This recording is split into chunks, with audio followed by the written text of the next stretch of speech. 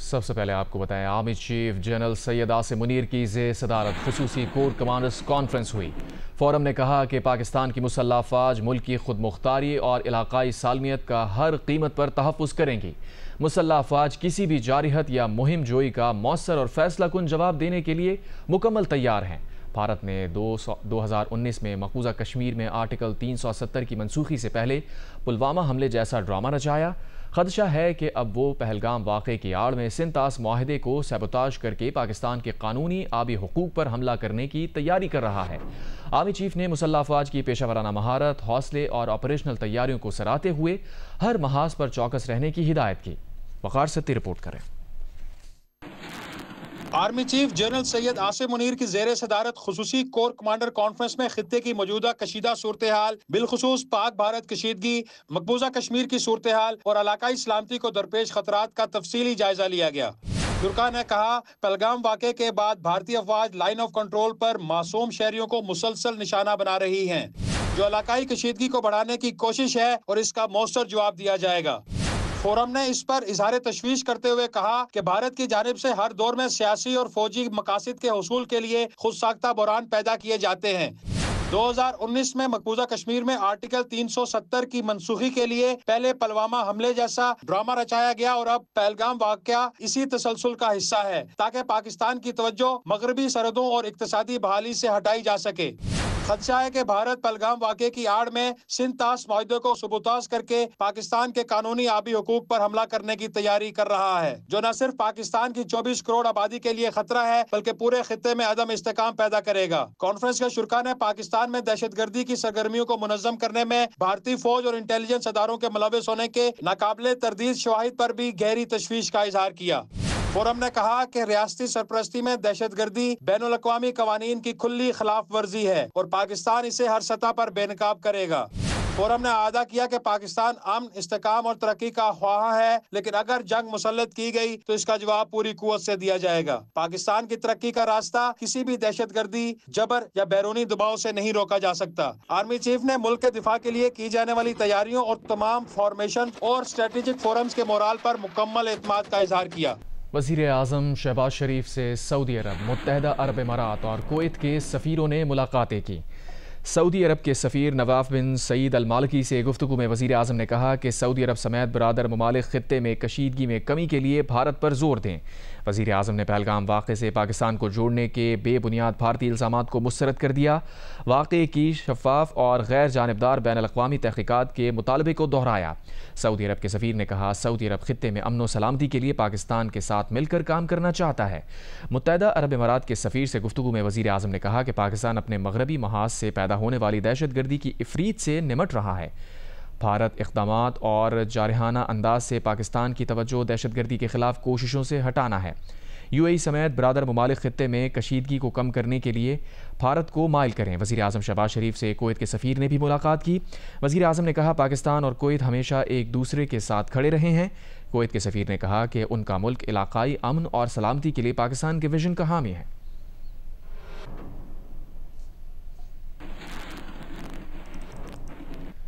European union ने पाकिस्तान और भारत के दरमियान बढ़ती हुई कशीदगी पर तशवीश का इजहार करते हुए दोनों फरीक़ैन पर जोर दिया है कि वो तहम्मुल का मुजाहिरा करें। यूरोपियन यूनियन की खारजा उमूर के सरबराह का पाकिस्तान भारत के वज़राए खारजा के साथ टेलीफोनिक राबता हुआ। एक बयान में काजा क्लास ने कहा कि दोनों वज़राए खारजा से गुफ्तगू में उन्होंने पाकिस्तान और भारत के दरमियान बढ़ती हुई कशीदगी को तशवीशनाक करार दिया और दोनों फरीक़ैन पर जोर दिया कि वो तहम्मुल का मुजाहिरा करें और सूरत हाल को बेहतर करने के लिए बातचीत को आगे बढ़ाएं। उन्होंने मज़ीद कहा कि कशीदगी में इजाफा किसी के लिए भी सूदमंद नहीं। दूसरी जानिब तर्जुमान दफ्तर खारजा का कहना है कि काजा क्लॉस से गुफ्तगू में इसहाक डार ने भारत के बेबुनियाद इल्ज़ामात, इश्तियाल अंगेज़ प्रोपेगेंडे को मुस्तरद कर दिया। इसहाक डार ने भारत के सिंतास माहिदा मुअत्तल करने के फैसले पर सख्त इजहार तशवीश किया और माहिदे की खिलाफ वर्जी को नाकाबिल कबूल करार दिया। दौरान गुफ्तगू इसहाक डार ने पहलगाम वाक़े की गैर जानिबदार और शफाफ तहक़ीक़ात की पेशकश भी दोहराई।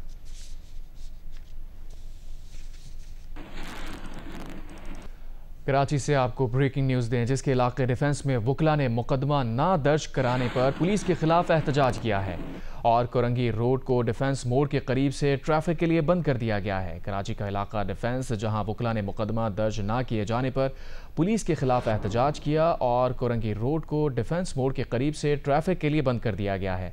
इस पर मजीद क्या डिटेल्स हैं, जानने के लिए रब्ता किया है जियो न्यूज़ के नुमाइंदे राहील सलमान से। राहील, बताइएगा क्या डिटेल्स हैं, वुकला और पुलिस का क्या मौक़िफ़ है? जी उवैस, ये अब से कुछ दिन पहले वाक़या पेश आया था रात गए कि डिफेंस पुलिस के एहलकारों ने गश्त के दौरान मोटरसाइकिल सवार अफराद को रोका था। उसके बाद उन्होंने अपना तारुफ वुकला के तौर पे कराया और उसके बाद उन दोनों के दरमियान बातचीत बढ़ गई, दस्तकलामी बढ़ गई और थाने पहुंचे। थाने पहुंचने के बाद फिर वुकला बड़ी तादाद में वहाँ पे जमा हो गए और हंगामा आराई की सूरत इख्तियार कर गई थी। और उसके बाद फिर डिफेंस पुलिस ने हंगामा आराई और सरकारी काम में मदाखलत की दिफात के तहत वुकला के खिलाफ मुकदमा दर्ज किया था। उस वाक़े पर वुकला ने मुतल्लिका अदालत से रुजू किया था और आज अदालती हुक्मनामा उन्होंने हासिल किया और उस अदालती हुक्मनामे को लेकर वो डिफेंस थाने पहुंचे, जिस पर उनका मुतालबा था कि ऐसे जो डिफेंस और दीगर जो एहलकार उस वक्त वुकला पर तशद्दुद में मुलव्विस हैं उनके खिलाफ मुकदमा दर्ज किया जाए। इस पर हमने जब पुलिस हुक्काम से बात की तो उनका ये कहना था कि एक सरकारी तरीक़ेकार है जिसके मुताबिक अदालती हुक्मनामा उन तक पहुंचता है, लेकिन उस वक्त तक बाज़ाब्ता तौर पर उनके पास अदालती हुक्मनामा नहीं पहुंचा। ये राहील, एहतजाज से मुताल्लिक़ आपने अपडेट कर दिया है, इस वजह से ट्रैफिक भी मुतासिर हो रही है। ट्रैफिक की क्या अपडेट है? देखिए, जो डिफेंस मोड है उसका मैं थोड़ा सा अगर ज्योग्राफिकली आपको बता दूं कि डिफेंस मोड जो वो तीन तरफ से जो है वो मेन आर्टरीज उस पर आती हैं। एक शारे फैसल की तरफ से, एफटिस की तरफ से, दूसरी कोरंगी इंडस्ट्रियल एरिया की तरफ रोड जाता है और तीसरा जो है वो डिफेंस की तरफ से आता है। तो ये तीनों रोड इस वक्त ब्लॉक हैं और तकरीबन 9 बजे वुकला ने पहले वो थाने के बाहर मुजाहरा करते रहे, जब एफआईआर दर्ज नहीं हुई तो उसके बाद फिर वो डिफेंस मोड पर आ गए और ये तीनों आर्टरीज यहाँ पर आने और जाने वाले रोड बंद है। सिर्फ एम्बुलेंसेज को जरूर वुकला यहाँ पर रास्ता दे रहे हैं, तो सिर्फ एम्बुलेंसेज को यहाँ से गुजरने की इजाजत है, लेकिन इस वक्त जब वो कई घंटे इस एहतजाज को गुजर चुके हैं, ये तीनों आर्टरीज जो है या डिफेंस की ये तीनों बंद है। और अब चूंकि शहर में हैवी ट्रैफिक का भी टाइम हो जाता है जो कि पोर्ट से निकलता है और फिर यहाँ कोरंगी इंडस्ट्रियल एरिया के रास्ते से होते हुए नेशनल हाईवे को टच करता है, तो वो ट्रैफिक भी इस वक्त बहुत ज्यादा डिस्टर्ब है। जी अच्छा राहील, ये बताइएगा क्या नेगोशिएट करने के लिए हुक्काम की जानिब से कोई मौजूद है यहाँ पे, क्योंकि लोग ज़ाहिर है काफ़ी डिस्टर्ब हो रहे हैं इस पूरी सूरत हाल से? जी नहीं, वुकला से मुज़ाकरात के लिए यहाँ पर कोई पुलिस हुक्काम नहीं आए। जब हमने उनसे बात करी तो एसएसपी साउथ का ये कहना था कि हमें जब तक बाज़ाब्ता तौर पर वो ऑफिशियल ऑर्डर नहीं मिल जाता 22 का तो उसके बाद ही एफआईआर दर्ज की जाएगी, लेकिन अभी तक उनको बाज़ाब्ता तौर पर ऑफिशियली वो ऑर्डर नहीं मिला है, जिसकी बुनियाद पर अभी तक वो एफआईआर नहीं कर सकते। जबकि वुकला के ये मुतालबा है कि जब वो 22 का ऑर्डर अदालती हुक्मनामा दिखा रहे हैं तो उसकी बुनियाद पर एफआईआर दर्ज की जाए। वुकला अभी भी अपने मुतालबे पर कायम है और डिफेंस मोड उन्होंने एहतजाजन बंद किया हुआ है। उनका मुतालबा है कि एसएचओ डिफेंस और तशद्दुद में मुलव्विस एहलकारों के खिलाफ एफआईआर दर्ज की जाए। जी सही। इस मुतालिक ट्रैफिक पुलिस का क्या मौक़िफ़ है, क्योंकि ज़ाहिर है ट्रैफिक मैनेजमेंट तो उनका काम है, वुकला और पुलिस के दरमियान एक तनाज़ा चल रहा है, ऐसे में ट्रैफिक जैम है, आवाम परेशान है। ट्रैफिक पुलिस हुक्काम जो वो इस सूरत के बाद जो डिफेंस की मेन आर्टरीज है वहाँ पर तैनात है और वहाँ से ट्रैफिक को डाइवर्जन दी गई है।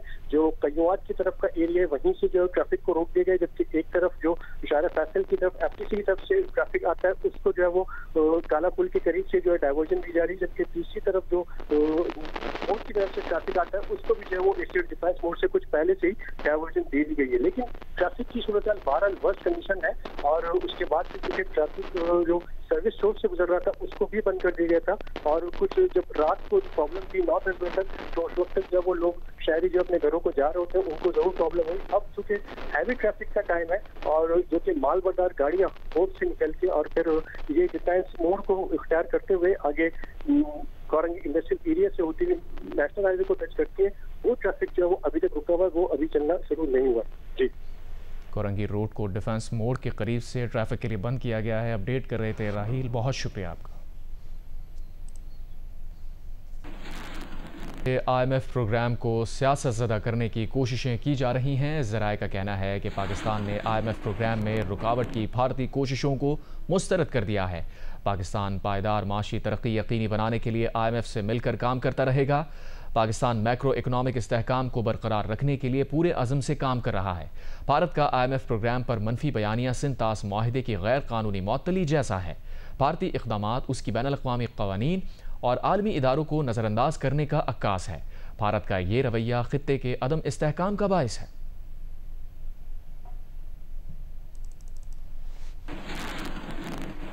मारूफ चीनी तज्जियाकार और माहिर आलमी उमूर विक्टर गाओ ने भारतीय मीडिया को इंटरव्यू देते हुए वाजे किया है कि अगर कोई भी मुल्क पाकिस्तान पर हमला करेगा तो चीन पाकिस्तान के दिफा के लिए साथ खड़ा होगा।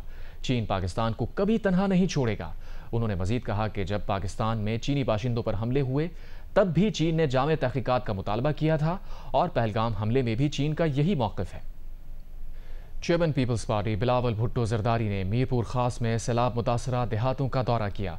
पीपल्स हाउसिंग स्कीम के तहत बनाए गए मकानात के कागजात खवातीन को दिए।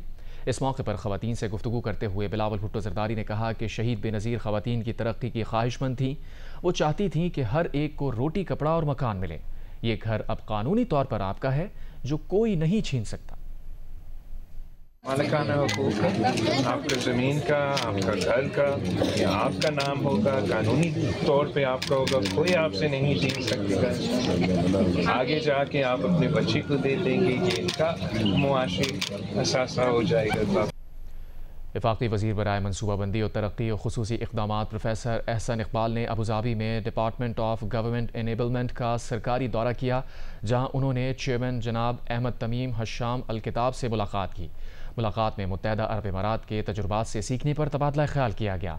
ख़ास तौर पर मसनूई ज़हानत, बिग डेटा और डिजिटल टेक्नोलॉजी को बरूए कार लाकर तर्ज़ हुक्मरानी की जिद्दत, अवामी खिदमात की बेहतरी और पायदार इक़्तिसादी तरक्की के फ़रोग़ पर गुफ्तगू हुई। मुत्तहदा अरब इमारात से टेक्नोलॉजी के इस्तेमाल में तब्दीली के हवाले से तबादला ख्याल किया गया और उड़ान पाकिस्तान पेश किया गया। दोनों फ़रीक़ैन ने टेक्नोलॉजी के तबादले पर इत्तफ़ाक़ किया और ये भी देखा कि किस तरह मुत्तहदा अरब इमारात पाकिस्तान की मदद कर सकता है। पाकिस्तान को जदीद खतूत पर उस्तवार करने में हिमायत का इजहार किया गया और वज़ीर मनसूबाबंदी ने इस मकसद के लिए संजीदा इक़दामात का आदा किया।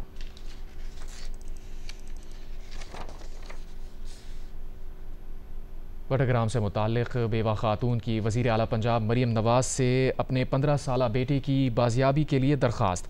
खातून ने IG पंजाब, वज़ारत दाखिला और दीगर हुक्काम से इस्तदा की कि उसके 5 माह से लापता बेटे सद्दाम को बाजियाब कराया जाए।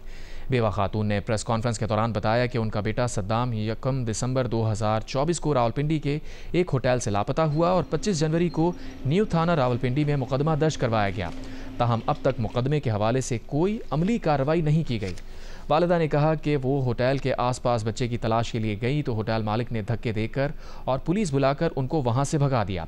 प्रेस कॉन्फ्रेंस में जमात इस्लामी बटग्राम के रहनुमा और साबिक़ उम्मीदवार कौमी असम्बली सईद अहमद और मुशीर पीज़ई कौम फयाज़ जमाल खान ने मुतालबा किया कि उसे स्पेशल केस करार देकर बच्चे का फौरी सुराग लगाया जाए।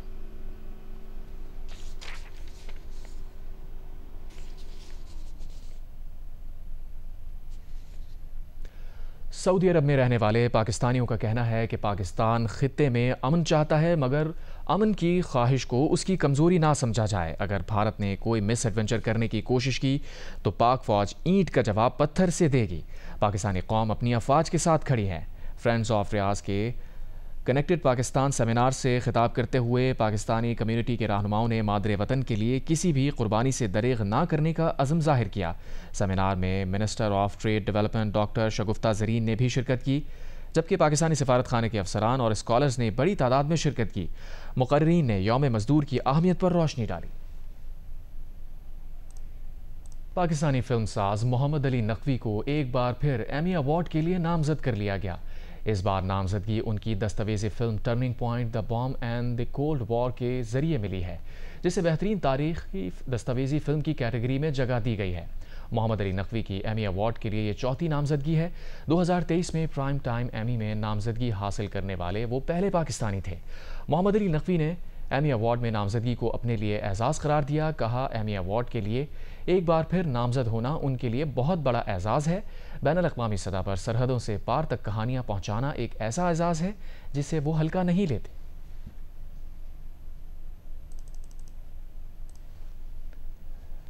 एमी अवार्ड के लिए नामजद पाकिस्तानी फिल्म साज मोहम्मद अली नकवी ने जियो न्यूज़ से गुफ्तगू में बताया कि वो चौथी बार एमी अवार्ड के लिए नामजद हुए हैं, जो उनके लिए काबिल फ़ख्र है। वो कराची से ही ताल्लुक़ रखते हैं और 20 साल से फिल्म्स बना रहे हैं।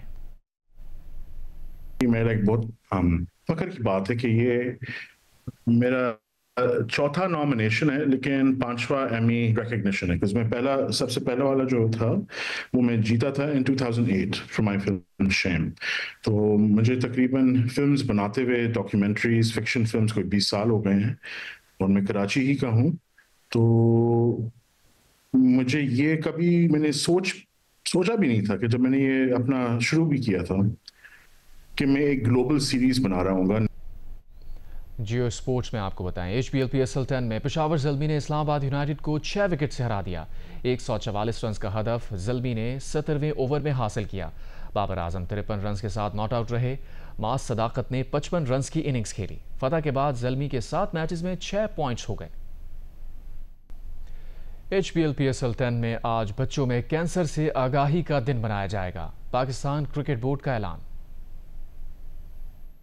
पाकिस्तान क्रिकेट बोर्ड के एलामिया के मुताबिक PSL 10 में कोयटा ग्लैडिएटर्स और इस्लामाबाद यूनाइटेड के दरमियान खेले जाने वाले मैच के दौरान बच्चों में कैंसर से आगाही का दिन मनाया जाएगा। इस मौके पर कैंसर के 3 मरीज ग्राउंड में मेहमान खुसूसी होंगे। मैच में ऑफिशियल्स और कमेंटेटर्स गोल्ड रिबन पहनेंगे। ये गोल्ड रिबन बच्चों में कैंसर से आगाही की अलामत है। PCB के मुताबिक खिलाड़ी गोल्ड कैप्स और रिबन पहनकर मैदान में उतरेंगे। स्टंप्स को भी गोल्ड कलर में रंगा जाएगा। मैच के दौरान कैंसर से मुतालिक आगाही के पैगामात स्टेडियम में डिजिटल स्क्रीन्स पर लगाए जाएंगे।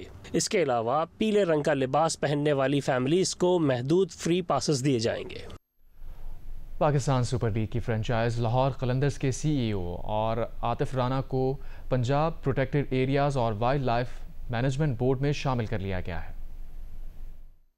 सूबाई काबीना ने Punjab protected areas and wild life management board के अरकान की मंजूरी दे दी। लाहौर कलंदर्स के CEO Atif Rana Punjab protected areas और वाइल्ड लाइफ मैनेजमेंट बोर्ड के अरकान में शामिल हो गए। मैनेजमेंट बोर्ड के चेयरमैन सूबाई वजीर जंगलात वाइल्ड लाइफ फिशरीज होंगे। मैनेजमेंट बोर्ड के 3 ऑफिशियल मेंबर्स के साथ 14 नॉन ऑफिशियल अरकान के नामों की मंजूरी दी गई।